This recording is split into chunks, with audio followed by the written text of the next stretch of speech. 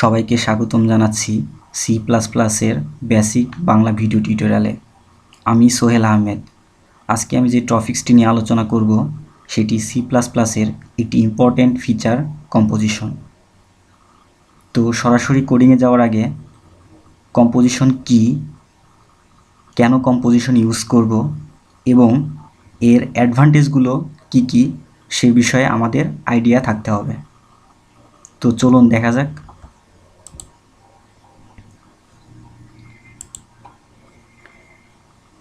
বড় বড় সফটওয়্যার ফার্মগুলোতে যখন সফটওয়্যার তৈরি করা হয় তখন সেখানে সফটওয়্যার তৈরির জন্য অনেক লাইনের কোড লিখতে হয়।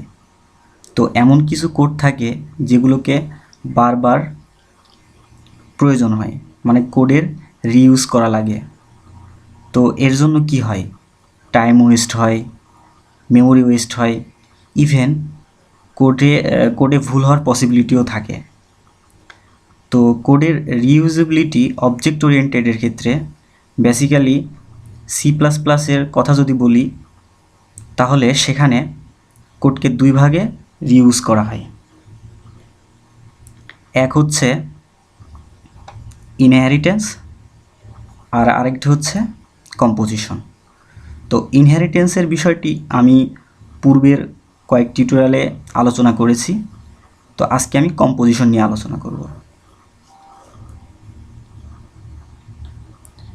যখন আমরা একটা ক্লাস তৈরি করি তখন মূলত এরকম আমাদের টেন্ডেন্সি থাকে বা ক্লাসের এক্সপেকটেশন থাকে যে আসলে আমরা কাজ করব অল্প কিছু প্রপার্টি এবং বিহেভিয়ার নিয়ে। মূলত একটা যদি ফাংশন থাকে, মানে একটা যদি বিহেভিয়ার থাকে, তাহলে পরে আমাদের কি হয় যে ক্লাসটা কমপ্লেক্স হয় না। কিন্তু দেখা যাচ্ছে অনেকগুলো প্রপার্টি এবং বিহেভিয়ার যখন একটা ক্লাসে আসে তখন ক্লাসটা অনেক কমপ্লেক্স হয়ে যায়। তো এই ক্ষেত্রে আমরা মূলত কম্পোজিশনটা ব্যবহার করতেছি। কম্পোজিশন কি, যদি আমরা ডেফিনিশন দিতে যাই তাহলে এভাবে দিতে পারি যে composition is a method or technique for creating object of one class in another class.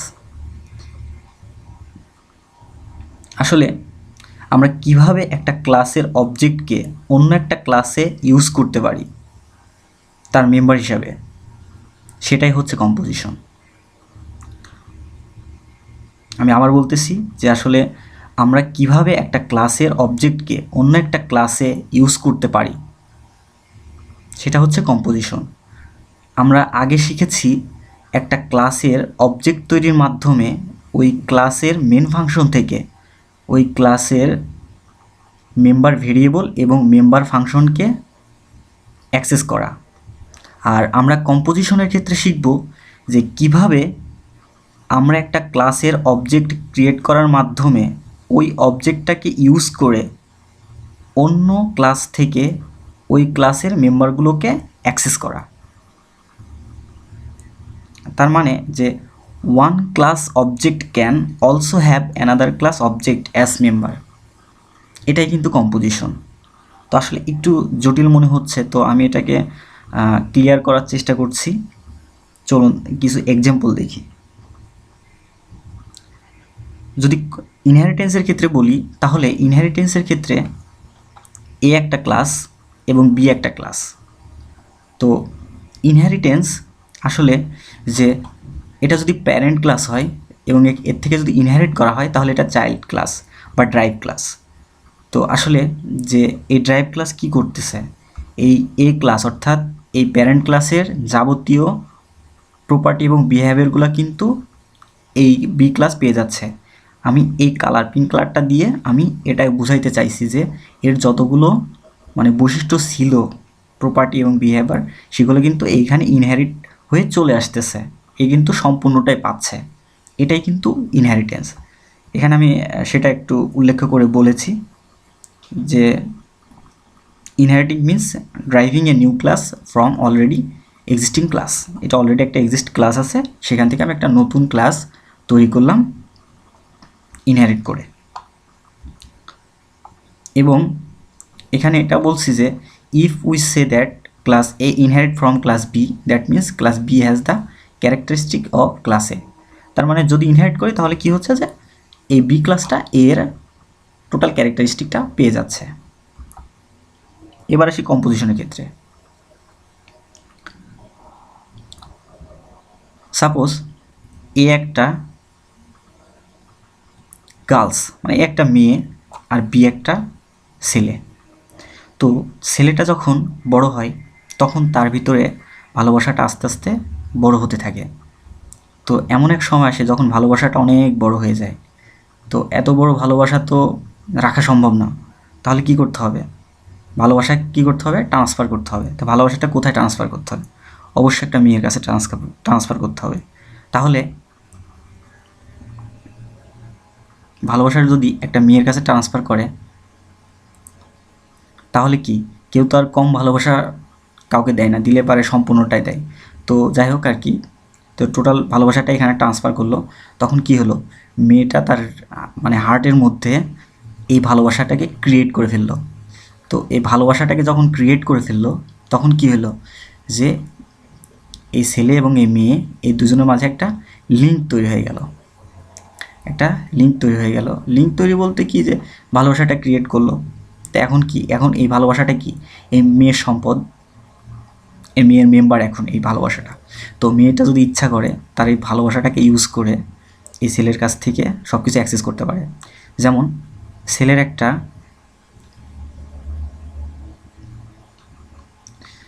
একটা স্মার্টফোন আছে। তো মেয়ে যদি ইচ্ছা করে তাহলে কিন্তু সে এই স্মার্টফোনটাকে নিতে পারে। ছেলে কিন্তু না করতে পারবে না। কেন? তার গার্লফ্রেন্ড চাইছে। যদি আবার ছেলের যদি একটা ল্যাপটপ থাকে, যদি মেয়েটা যদি চায় তাহলে কিন্তু ছেলেটা না করতে পারবে না। কারণ কি?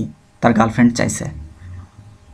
যেহেতু তার ভালোবাসা এখানে ক্রিয়েট হয়েছে এই মেয়েটার হার্টের মধ্যে, তার মানে এখন মেয়েটা ইচ্ছা করলে সেই ভালোবাসাটাকে ব্যবহার করে এই ছেলের সব কিছু নিয়ে নিতে পারে।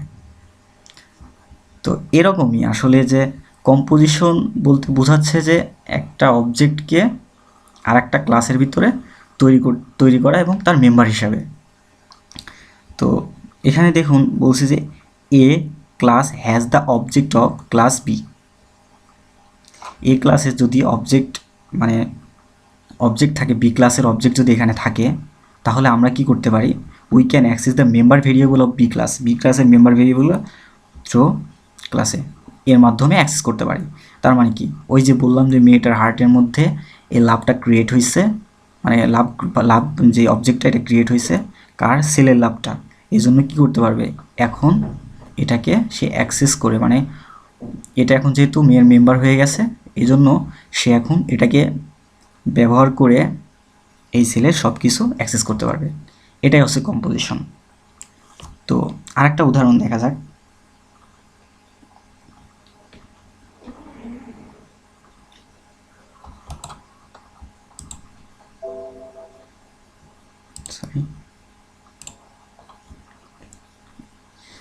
বাটা কোম্পানিতে এমপ্লয়কে 3টা গ্রেডে স্যালারি দেওয়া হয়, grade A, grade B, grade C. তো যাদের বেতন 20,000-এর বেশি তাদেরকে গ্রেড এতে, যাদের বেতন 20,000-এর কম তাদেরকে গ্রেড বিতে, এবং যাদের বেতন 5,000 তাদেরকে গ্রেড সিতে দেওয়া হয়। তো এখন বাটা কোম্পানির যদি একটা ক্লাস থাকে এবং এই 3টা শ্রেণীর শ্রমিকদের যদি স্যালারি ক্যালকুলেট করা হয় এই একটা ক্লাসে, তাহলে ক্লাসটা কী হয়ে যায়, একটা কমপ্লেক্স আকার ধারণ করে। তো যদি এই কমপ্লেক্স আকার ধারণ যাতে না করে এই জন্য কম্পোজিশন ইউজ করা যেতে পারে।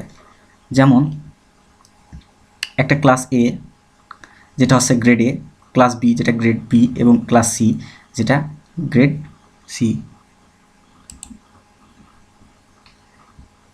আচ্ছা, এখানে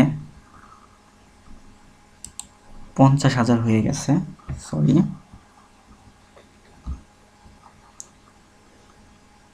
আচ্ছা, তো এটা হলো 5,000। তো এখন কি হচ্ছে যে আমি এই ক্লাসটাকে, এই ক্লাসের যে 3টা গ্রেড ছিল, অর্থাৎ বাটা কোম্পানির যে 3টা শ্রেণীতে এমপ্লয়কে বেতন দেওয়া হতো, স্যালারি দেওয়া হতো, তো এই স্যালারিটা আমি এখন 3টা ক্লাসে ক্যালকুলেট করব। ক্লাস এ ক্যালকুলেট করবে যাদের বেতন 20,000 টাকার বেশি, বি ক্যালকুলেট করবে যাদের বেতন 20,000 টাকার কম, আর সি ক্যালকুলেট করবে যাদের বেতন 5,000 টাকা। তাহলে কি হলো, আমার টোটাল প্রসেসটা আমার এই ক্লাসের রেসপেক্টেই কিন্তু ঘটতেছে। আর আমি ব্ল্যাক দিয়ে বুঝাইছি যে এই মানিটাকে এম দিয়ে বুঝাইছি মানি। তো এই ব্ল্যাকটা প্রত্যেকটার ভিতরে কি হয়েছে, প্রত্যেকটার ভিতরে প্রতিটা ক্লাসের ভিতরে তার অবজেক্ট হিসাবে এই ক্লাসের মেম্বার হিসাবে এটা ক্রিয়েট হয়েছে। মানে এই ব্ল্যাকটা হচ্ছে বাটা ক্লাসের একটা অবজেক্ট। তো এই অবজেক্টটা এ ক্লাস, বি ক্লাস এবং সি ক্লাস তাদের মধ্যে ক্রিয়েট করছে, এবং এটা হয়ে গেছে কার মেম্বার, তখন এটা এর মেম্বার হয়ে গেছে, এটা বির মেম্বার হয়ে গেছে, এটা সি এর মেম্বার হয়ে গেছে। কিন্তু এটাকে ব্যবহার করে আমি কিন্তু সরাসরি এই বাটা ক্লাসকে অ্যাক্সেস করতে পারতেছি, মেন বাটা ক্লাসটাকে অ্যাক্সেস করতে পারতেছি। এটাই সুবিধা, যে আসলে কমপ্লেক্স যাতে না হয় এই জন্য কিন্তু মূলত কম্পোজিশনটা ইউজ করা হচ্ছে। তাছাড়াও আরও কিছু কারণ আছে, আমরা জানতে পারবো সামনেই। এখন দেখা যাক যে ইনহেরিটেন্স এবং কম্পোজিশনের ভিতরে পার্থক্য কী। তো আসলে ইনহেরিটেন্স এবং কম্পোজিশন দুটা ক্ষেত্রে যেহেতু কোডের রিইউজ হয়, তো এখানে ইনহেরিটেন্সের ক্ষেত্রে দেখা যায় যে আপনার প্যারেন্ট ক্লাসের যাবতীয় বৈশিষ্ট্যগুলো সম্পূর্ণটাই কিন্তু তার ড্রাইভ ক্লাস পেয়ে যাচ্ছে, কোনো কিছু কিন্তু বাদ থাকতেছে না, যা আছে সম্পূর্ণটাই হচ্ছে ইনহেরিটেন্সের ক্ষেত্রে ঘটতেছে। কিন্তু কম্পোজিশনে কি স্পেসিফিকভাবে একটা অবজেক্ট অন্য একটা ক্লাস ক্রিয়েট করার মাধ্যমে সেই অবজেক্ট দ্বারা অন্য ক্লাসের যে অবজেক্টটাকে নেওয়া হয়েছিল সেই ক্লাসের সমস্ত মেম্বারগুলোকে কিন্তু অ্যাক্সেস করা সম্ভব।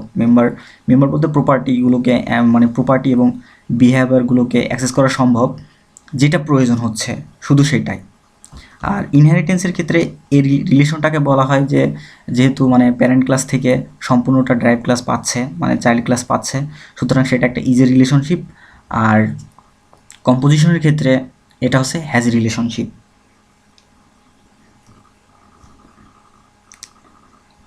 তো ইজি আর হ্যাজ রিলেশনশিপে দেখুন যে ইজি রিলেশনশিপটা হলো এমন যে আসলে পিতার কাছ থেকে তার ছেলে সমস্ত কিছু পাচ্ছে। তার পিতার একটা কি আছে, ছেলে আছে, এটা কিন্তু একটা রক্তের কানেকশন, ঠিক আছে, যে পিতার কাছ থেকে সব কিছু পাচ্ছে। কিন্তু এই মেয়ে দেখুন যে মেয়ের সাথে কিন্তু এই ছেলের কোনো রক্তের কোনো কানেকশন নাই, কিন্তু তারপরও তার ভালোবাসাটা ক্রিয়েট হয়েছে। তার মানে কি এই মেয়েটার একটা ভালোবাসা আছে, তার মানে কি হ্যাজ এ রিলেশন, তার একটা রিলেশন আছে, ঠিক আছে। আর এটা হচ্ছে তার ছেলে রক্তের কানেকশন, তার মানে কি ইজ এ রিলেশন। তো নর্মালি এভাবে বুঝি। তাছাড়া আরও আরও অনেক এক্সাম্পল আছে, আমি পরবর্তীতে আলোচনা করব। তো যেখানে ছিলাম, এরপরে দ্বিতীয় পয়েন্ট যে ইনহেরিটেন্স কম্পাইল টাইমে ডিফাইন করা হচ্ছে, মানে ইনহেরিটেন্সটা ডিফাইন্ড অ্যাট কম্পাইল টাইম, আর কম্পোজিশনটা রান টাইমে ডিফাইন্ড হয়। থার্ড, যে ইনহেরিটেন্সের ক্ষেত্রে প্যারেন্ট ক্লাস যেটাকে বলা হচ্ছে সেটা আসলে সুপার ক্লাস, এবং যে চাইল্ডগুলো সেগুলো হচ্ছে সাব ক্লাস। তো সুপার ক্লাসে যা থাকে সাব ক্লাসে সবগুলোই পেয়ে যায়। তাহলে কি হচ্ছে, মানে এক্সপোজ করতেছে সব কিছু, তাহলে কি এখানে কি একটা ইনক্যাপসুলেশন ব্রেক হচ্ছে।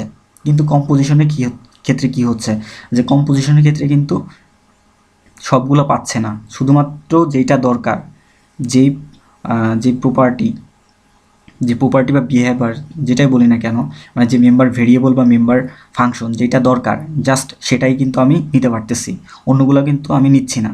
তাহলে কি হচ্ছে যে আপনার, এবং এটা একটা রেফারেন্সের মাধ্যমে ঘটতেছে, অবজেক্ট রেফারেন্সের মাধ্যমে। তো এইখানে ইনক্যাপসুলেশন ব্রেক হওয়ার কোনো সম্ভাবনা থাকে না। এটাও কিন্তু আর একটা কারণ কম্পোজিশন ইউজ করার, নাহলে কিন্তু ইনহেরিটেন্স ইউজ করা হতো। আর যে এখানে যে ইনহেরিটেন্সের ক্ষেত্রে ইনক্যাপসুলেশন ব্রেক হচ্ছে, আর কম্পোজিশনের ক্ষেত্রে ইনক্যাপসুলেশনটা ব্রেক হচ্ছে না। তো এই ছিল মোটামুটি ইনহেরিটেন্স এবং কম্পোজিশনের প্রাইমারি কনসেপ্ট। তো সামনের দ্বিতীয় টিউটোরিয়ালটাতে আমি একটি প্রবলেম নিয়ে আলোচনা করব এবং সেটা কিভাবে কম্পোজিশন দ্বারা সলভ করা যায় সে বিষয়ে কথা বলবো। তো আশা করি সবাই বুঝতে পারছেন যে আসলে কম্পোজিশন বিষয়টা কি এবং ইনহেরিটেন্স আর কম্পোজিশনের ভিতরে পার্থক্যটা কি। তো সবাইকে ধন্যবাদ জানাচ্ছি টিউটোরিয়ালটি দেখার জন্য। পরবর্তী টিউটোরিয়াল দেখার আমন্ত্রণ রইল। আল্লাহ হাফেজ।